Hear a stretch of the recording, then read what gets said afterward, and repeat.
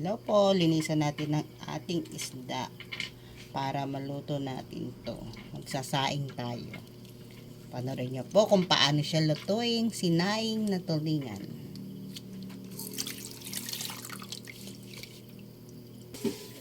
So, hiwaan natin sa ganito, sa ganyan, kabilaan.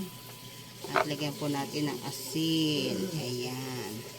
Saka po natin siya pirat-piratin. Ayan. Kailangan gantuhin po natin siya.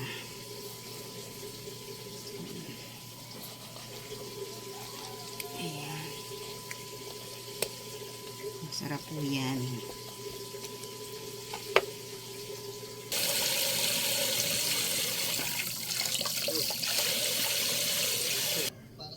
Ito, alam nyo para ito. Para din po dyan. Takba ng baboy.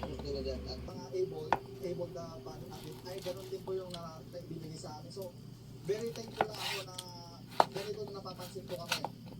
Matapos ang konsyerto, pinagpugayan ng bansa, pagtagumpayan ng mga atletang sumabat sa nagdaang Southeast Asian Games and ASEAN Paragames. Mas masarap siya, lagyan din po natin sa ilalim para mas manuot mamaya ang kanyang lasa. Ayan, lagyan po natin dito. Ayan, lagay po natin sa ilalim yung taba natin, ilagay ito sa ibabaw. Ayan natin lagay sa ibabaw. Ayan, lagay po natin yung regalo,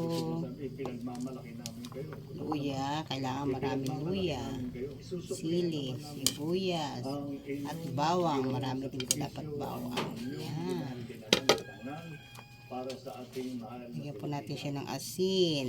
Isa lamang ito sa mga hakbang na pinatahak ng pamahalaan. Although siya pwedeng lagay naman natin kanina habang pinipirat, pero mas Sa lahat, okay po yan. bigay ang buong suporta at kalinga Yan. sa kanila. Ito ang hangas tungo sa hakaring pagkumunlad ng bayan. Pamita, suka. Yes. Salang na po natin siya. Ayan, kumukulo na po siya. Hinaan na po natin. Ayan, medyo hinaan na po siya. At bilangan nyo na mga 20 minutes. And mga kalahating oras po yan para mas ano po ang manuot yung suka at manuot din po yung pinakang lasa ng ating taba. At saka lumambot po ang tinik. Kaya mga kalahating oras po natin siyang pakukuluin. Pero syempre pag kumulo na po, lilitan na po natin ng apoy. Ganun po yun mga kananay. Luto na ang ating sinaing na tulingan. Kain tayo, kain. Yan, nakain na po ng aking Kain po, mister. sarap po. Sarap. Mukbang.